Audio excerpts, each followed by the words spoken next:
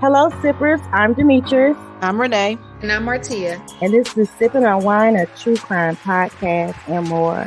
So, how you ladies doing today? Hey, ladies. Hi, sippers. I'm great. How are y'all? Hey, sippers. I'm good. Right. I'm good too. Ready for this True Crime Tuesday, ladies? Yeah, I'm girl. ready. Yes, I'm ready. So, sippers, if you are new to our podcast or our current sippers are visiting us again, although we are a true crime podcast, we also discuss many other topics. So, please make sure you keep listening after our case discussion because we have a few more other segments you don't want to miss out on. So, ladies, are y'all ready to introduce our drink of the week? Yes, let them know. So, our drink of the week is called Lollipop Passion Goblet. That's a drink that I selected for the ladies from the Sugar Factory because that was one of my faves when I went. It is so You good. like the Sugar Factory, even though a lot of people talk a lot of mess about it. I like it. They do. But the drinks are good. You can't help but love the drink. They are. Because they have so many sweet ones, you know, with candy in it. You know, I like candy. Gotta have that cotton candy. But this one doesn't have the cotton candy in it. So as always, sippers, we'll list all the ingredients on our social media page, especially Instagram. That's my go-to for everything. So follow us on Instagram, okay? Yes. Now, before we begin, speaking on today's true crime, we want to acknowledge the people that these crimes have left a lasting impact on. We also want to send our heartfelt sympathy to not only the survivors, but also loved ones and friends of all victims we are about to discuss. Sippers, take your notes because it gets a little tricky. So let's begin. Today's episode is going to take us to Cottage Grove, Minnesota. I don't think we did a case for Minnesota yet. You know, I don't know why I'm keeping up with the states, ladies, but I am. Just curious. I don't know. I don't think I've done anything for I'm Minnesota. just a little curious. How do they say Minnesota? Yeah, Minnesota. Minnesota. So this one is going to take us to Cottage Grove, Minnesota, the home of Stephen and Amy Allwine, where infidelity, lies, greed, and the dark web will all lead to murder. Amy Allwine was born on December 10th, 1972 in St. Paul, Minnesota, and Stephen Allwine was born on March 4th, 1973. I couldn't find much on his background of his birthplace, but we'll continue on. The two had met at a Christian college and created an instant bond over their faith. So much so, the couple would later marry in 1998 and buy a 26-acre property in Cottage Grove, Minnesota. The couple would also go on to adopt an infant son, whose name was not disclosed in any documents and nothing was available except for his initial J.A. Stephen was an IT specialist, and Amy owned and operated a dog training business at their home. Stephen and Amy were very active in the church. Stephen was a deacon and an elder in the Church of the United Church of God, which they both attended. As a part of his duties, Stephen gave sermons and counseled others in the church on marriage and relationships. He took his responsibilities very seriously. It was noted if church elders divorced or were found to have committed adultery, that person could no longer serve as an elder and would be asked to leave the congregation altogether. So the church did not condone any infidelity or divorce. Fast forward to May 31st, 2016, the FBI and Cottage Grove Police Department would visit Amy Allwine's home to inform her that her name was found on a list from the dark web. Do y'all know about the dark web? I've heard about it. I remember hearing about it. Never been on there. Me neither, but I did do research into it. Well, I'll get to that a little later. And not only that, her name was on a hit list. Someone had paid around $12,000 in untraceable Bitcoin to have her killed under the username Dog Day God, who identified itself as a competitor of Amy's dog training business that saw her business as a threat to their own, leaving both Amy and Stephen confused as to who would want her dead. So check this out. In February 2016, several emails were sent to this website to negotiate how much it would cost to do a hit. Among those inquiries, one would be asking how much it would cost to make the hit look like an accident. The user also stated the reason for wanting to hire a hitman. It read, "This bitch has torn my family apart by sleeping with my husband, who then left me, and is stealing clients from my business." The anonymous Dog Day Guy user wrote that to Amy Allwine.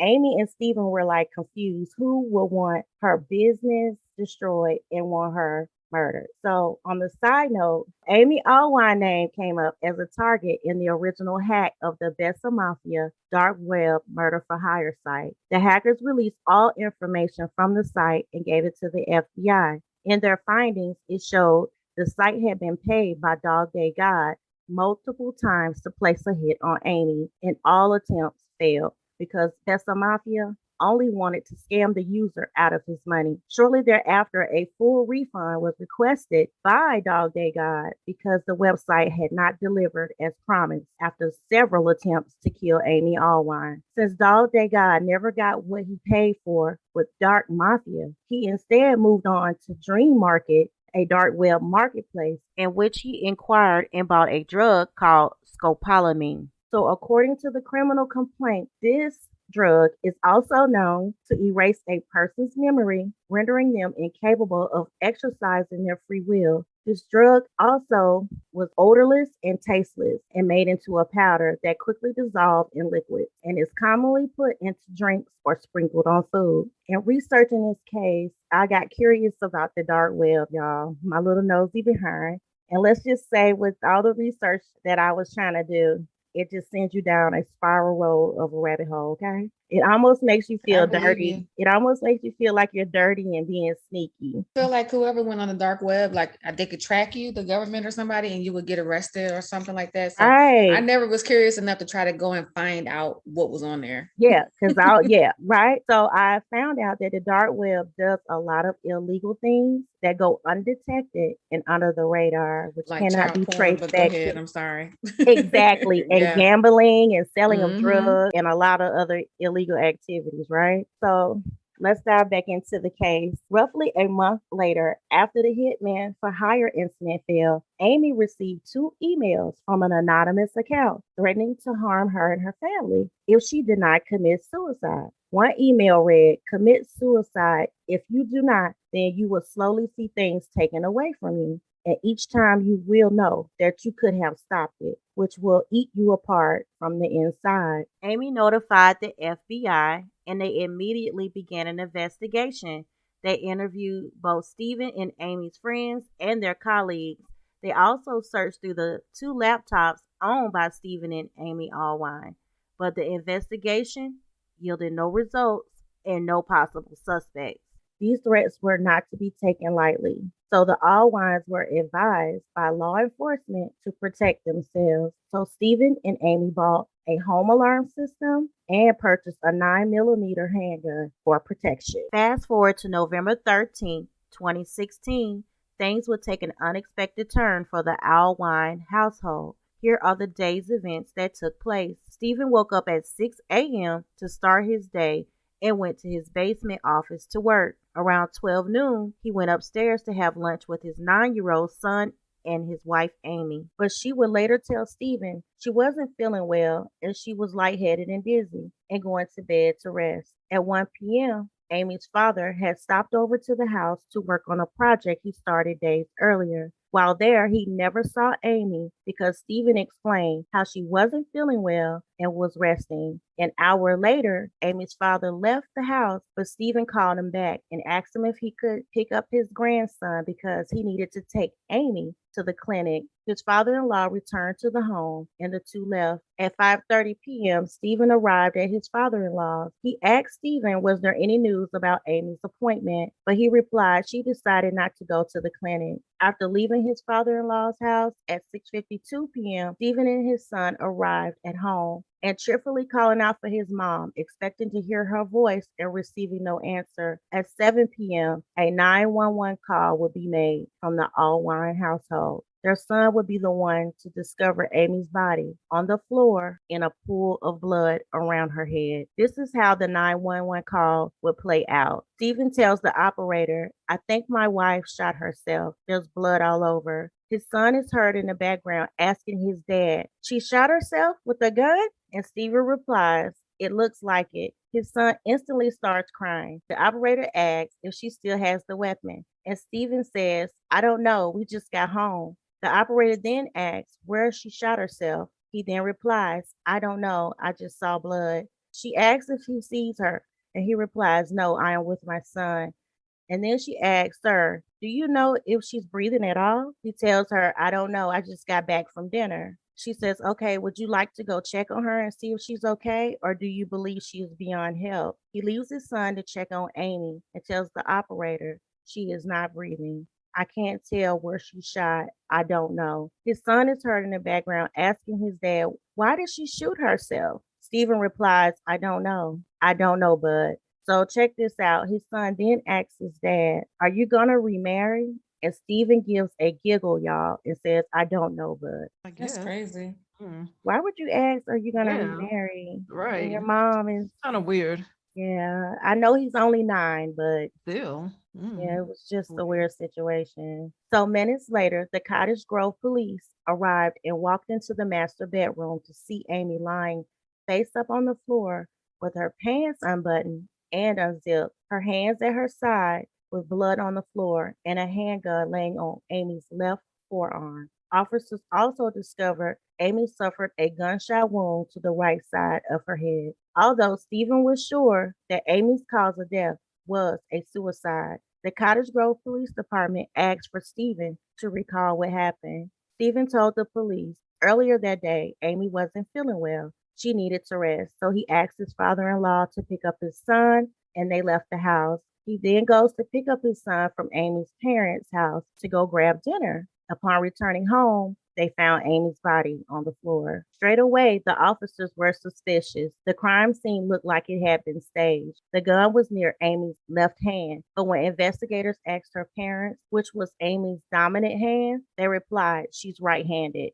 It also looked as though her body had been moved and someone had attempted to clean up. A chemical used to see the blood residue revealed that there were bloody footprints all throughout the house. Investigators concluded it couldn't have been a suicide. The gunpowder, blood, and brain matter on Amy's hands were not any sign of being a suicide, but it concluded it could be a murder. Stephen and his son moved in with Amy's parents as they grieved while investigators started going through the Allwine's home. Stephen's computer and mobile phone were examined too. They had discovered something very disturbing. A computer expert had found a 34-character Bitcoin address, and it matched the address the FBI found when they shut down the Mafia Operation.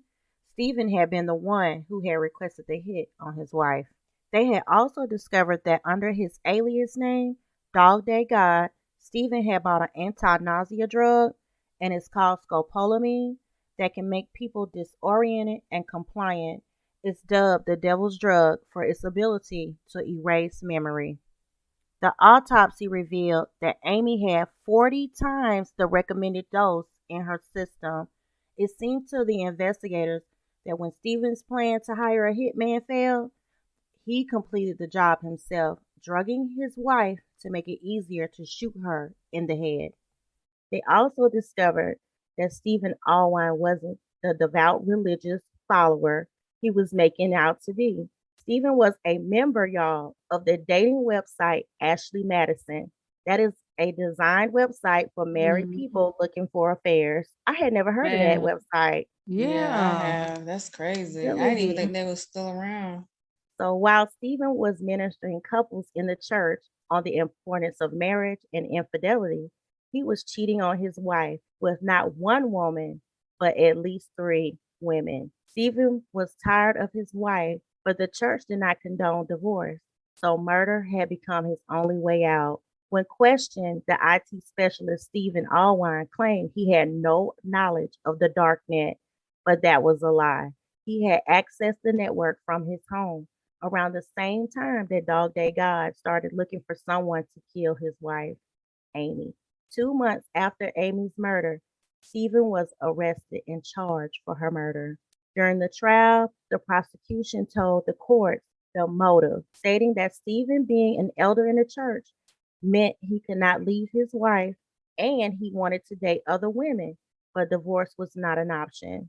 There was also a $700,000 life policy that Stephen would have been entitled to. And when the hitman plan failed, Stephen decided to do it himself. So that's the motive that the prosecution presented during his trial. They also told the jury that Stephen had drugged Amy with the nausea medication before shooting her in the right ear, then dragged her body from the hallway into the bedroom, ready to be discovered. But his attorney claimed there was no physical evidence to connect Stephen to the murder. Just because he had an affair didn't mean that he killed his wife. That's what they told the jury. They insisted that he wouldn't have had enough time. He picked up his son at 5:30, and a neighbor said they saw Amy alive around that time. They pointed out that other neighbors had reported two vehicles speeding off around the time of her murder. They were trying to add reasonable doubt to the case, but the house security camera footage showed that only Stephen was entering and exiting the property. So on January 31st, 2018, after 8 hours of deliberation, the Minnesota grand jury found Stephen Allwine guilty of first-degree premeditated murder. At the sentencing a month later on February 2nd, 2018, Stephen, age 44, told the courtroom how he loved his wife and he didn't kill her, trying to claim his innocence. He stated, "I never went to sleep and I never woke up without kissing her," insisting that he didn't even argue with his wife. The grief of losing her is tremendous, and no one ever talked bad about our relationship. I never asked for anything except to work for God. He got to throw the God in there, okay? I know, right? Cheated on That her hurt. People on the who kill their website. spouses are just like another level of crazy. Right. Right. And y'all know when he was locked up, he also added that he had been conducting Bible study classes in prison. How people will be crazy to sit there and listen to that person. Okay. Judge B. William Esprim was stern with his response. "You are an incredible actor, a hypocrite, and a cold, calculated killer," he said. And the judge handed down the sentence, life without the possibility of parole. So Stephen Allwine, y'all, after he had got his sentencing, he tried multiple times to do his appeal. And still to this day, I found a recent interview he did, and he claims he's still innocent. He said he was framed. He couldn't have done it because he wasn't there around the time of the murder. They have no other physical evidence to blame him with. There was no fingerprints of his on the gun. He's still claiming that he's innocent. And he said he's wrongfully charged, and he will keep trying to appeal. That's funny how folks want to play with that religion too, boy. He in there preaching and all this other type of jazz, talking about he innocent. Meanwhile, your laptop says something else with your Bitcoin and doing a hitman for hire website in the dark web. And being that he was an IT specialist, he could have access to all of that, you know, how to manipulate the website to get on and look like an anonymous person. Mm-hmm. Right. So with that being said, all of the information about this episode can be found online, and I grabbed some of it from fox9.com, startribune.com, lawjusta.com, the Washington Post, Seattle Times, and True Crime Daily. I was all over it, okay, because I was very curious, like, did he really do it? Did he really do this? And I mean, by him trying to claim that he was innocent after it came out that he was Dog Day God, okay, being that you were an elder in the church of God, come on. You just gave yourself away. So this concludes, if y'all are ready to close this case, the case of Stephen and Amy Allwine. And condolences go to the family because they did do their statement, and the family was just broken. They couldn't believe they had trust in this man all these years, and he would do that just to have extramarital affairs and to be single. Because he couldn't get a divorce. The church looked down upon it, and he really honored himself, you know, because I feel like he was a narcissist because he just glorified himself. And still talked about him preaching in the jail, like, your wife is dead. You killed your wife and you worried about you ministering in a jail, like in a prison rather. So that was just weird. He made it all about himself. So we'll close the book on the Allwine. Yes, it's evil. We're going to move into another segment that we call Missing Persons. So at this time, we would like to highlight a missing persons case. This week's missing person is not about just one individual, but I have three that I want to highlight. These come from a website that I recently discovered called missingkids.org. The first missing persons that I have to report on this episode is Tanya Williams. She's been missing since March 14th, 2022 of this year. She's from Decatur, Georgia. Her date of birth is December 14, 2004. She's age 17, a female. Her race is black. Her hair is black. Her eye color is brown. Her height is 5'6" and her weight is 120. And that's Tanya Williams. Our second one is Michaela Robinson. Michaela has been missing since April 18th of this year, 2022, from Atlanta, Georgia. Her date of birth is October 15th, 2006. She's age 15, female. Her race is black. Her hair is black, eye color brown. Her height is 5'5", and her weight is 165. And all of these we will post on our social media site. The third one I have is Aisha O'Neal, missing since January 4th, 2022 of this year in Atlanta, Georgia. Her date of birth is September 6, 2005, age 16. She's female, race is black, her hair is black, eye color brown, and her weight is 180 and her height is 5 feet. So those are the three missing persons that I wanted to report on, because when I found this website by chance, I was like, wow, Georgia has a lot of missing kids. And it's sad to say. And I do believe we currently got a Amber Alert. I don't know if any of you ladies received that this week, but Yeah, I should have I got one gathered. today. Yeah, I should have gathered information on that one as well. But those are the three missing children that I wanted to report on for this episode. Our next segment is called Random Wind Down.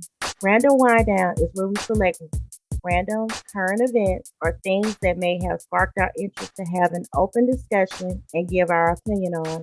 So here is some random true crime facts by educatedfelon.com. So y'all ready for this, ladies? Y'all know I always got to bring something. I am. Something a Let's see. little strange at the end. So I'm only going to give, I think I have 5 true facts. So the first one is the United States is the world's leader in incarceration. Did y'all know that? I did not know that.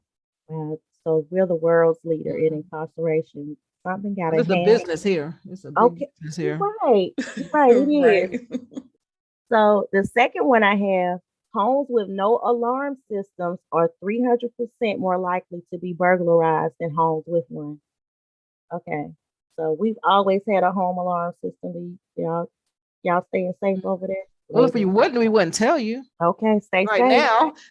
Okay, stay safe. The third one I have is, if you are ever thrown into the trunk of a car, kick out the back tail light and stick your arm out the hole and start waving like crazy. The driver won't see you, but everybody else will. And this has actually saved a lot of lives. So I heard that. And also, that they got those now that they, those are older cars where they didn't have the thing to get out, but now they have latches on the inside where you can open it. Okay. And try to get out.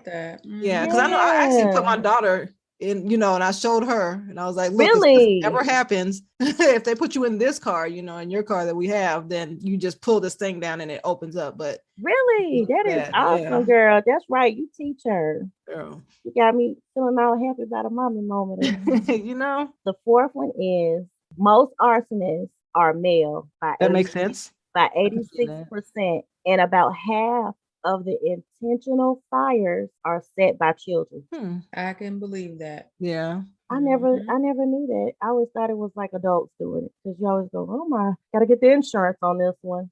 Ooh. Yeah, that too. But I can see kids doing so half stuff. of it is by kids. And not realizing the damage it's gonna cause, playing with lighters or candles and stuff. Right. Ooh, that was kind of deep. I was like, children, set by children. I was kind of shocked with that one. And our bonus one that I have, the electric chair was invented by a dentist. Say that again. Electric chair was invented by what? A dentist. Oh. Yep. A dentist invented the electric chair. So I got a little background on that because I couldn't believe it. I was like, are they sure? So. That's interesting. I didn't know that. Right. The research I found on the electric chair was shocking. So the execution method, conceived in 1881 by a Buffalo, New York dentist named Alfred P. Southwick, was developed throughout the 1800s as a supposed humane alternative to hanging and first used in 1890. This execution method was used in the United States, Ethiopia for several decades. especially in the Philippines. While the death was originally theorized to result from damage to the brain, it was shown in 1899 the primary results comes from a heart attack.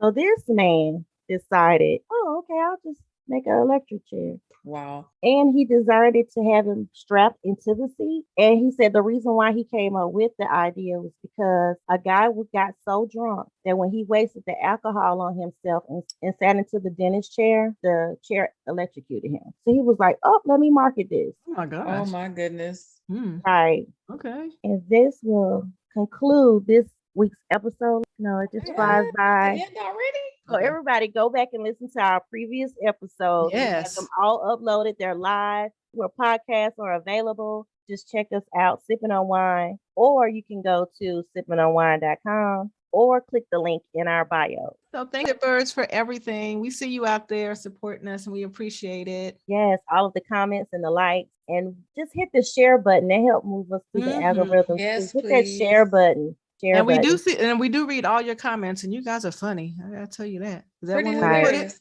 Just funny. I think we should go live and read our comments oh my to gosh. to our sippers one day. And just let them know the kind of comments people send Some are us nice in and some aren't DMs. so nice, but we Right.